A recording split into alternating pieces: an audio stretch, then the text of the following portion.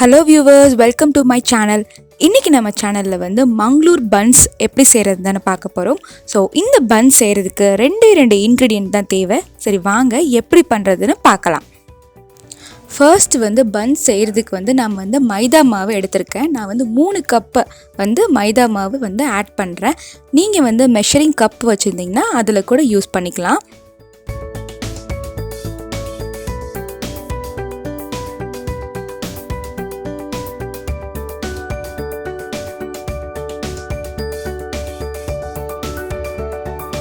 இப்போ கம்ப்ளீட்டாக வந்து சீவ் பண்ணி எடுத்துட்டேன்.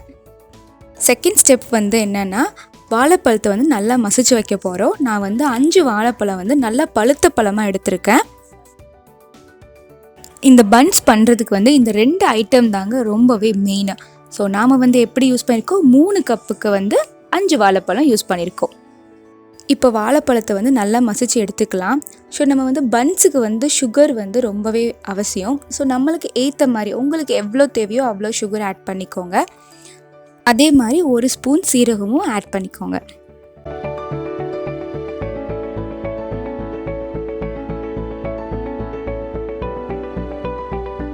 இந்த மங்களூர் பன்ஸ் செய்யும்போது கடையிலலாம் என்ன பண்ணுவாங்கன்னா ஈஸ்ட் வந்து போடுவாங்க. ஏன்னா அது வந்து மாவு நல்லா உப்புறதுக்கு. அது வந்து அன்ஹெல்த்தினால நாம் வந்து ஈஸ்ட்டுக்கு பதிலாக தயிர் ஆட் பண்ணிக்க போகிறோம். நெக்ஸ்ட்டு வந்து கொஞ்சம் உப்பு, கொஞ்சம் பேக்கிங் சோடா போட போகிறோம்.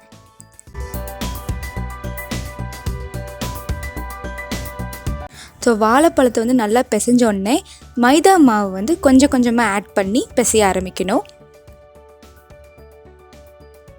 இந்த மங்களூர் பன்ஸ் எங்கே ரொம்ப ஃபேமஸ்னால் மங்களூர், அதே மாதிரி உடுப்பி, சிக்மங்களூர் அந்த சைடெல்லாம் ஃபேமஸாக இருக்கும்.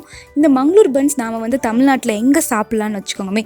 ஸோ நம்ம ஊர்லலாம் உடுப்பி ரெஸ்டாரண்ட்னு சொல்லி சில ஸ்பெசிஃபிக்கான ரெஸ்டாரண்ட்ஸ்லாம் இருக்கும். ஸோ அங்கே வந்து நம்ம வந்து கண்டிப்பாக மங்களூர் பன்ஸ் வந்து சாப்பிடலாம், கிடைக்கும்.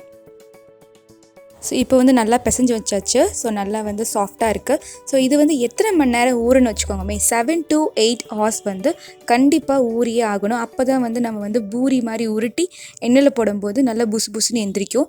ஸோ இப்போ வந்து நான் வந்து ஊற வச்சிட்டேன். பாருங்கமே, ரொம்ப சாஃப்டாக இருக்குது. பாரு என்னோடய ஃபிங்கர்ஸ் வந்து எப்படி வந்து உள்ளே போகுதுன்னு. பூரிக்கு நம்ம எப்படி சின்ன சின்னதாக ரவுண்டு பிடிச்சி உருட்டுவோமோ அதே மாதிரி உருட்டி வச்சுக்கணும்.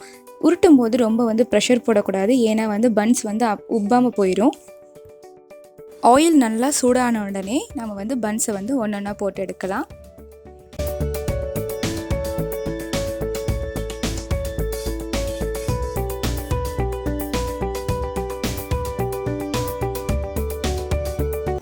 பாருங்கம்மா எவ்வளோ அழகாக வந்து உப்பி வருதுன்னு. ஸோ மறக்காமல் நீங்கள் பன்ஸ் பண்ணும்போது 7 to 8 மணி நேரம் பன்ஸ் ஊறியே ஆகணும். ஸோ ஊறினா மட்டும்தான் நம்மளுக்கு வந்து பூரி மாதிரி அழகாக உப்பி வரும்.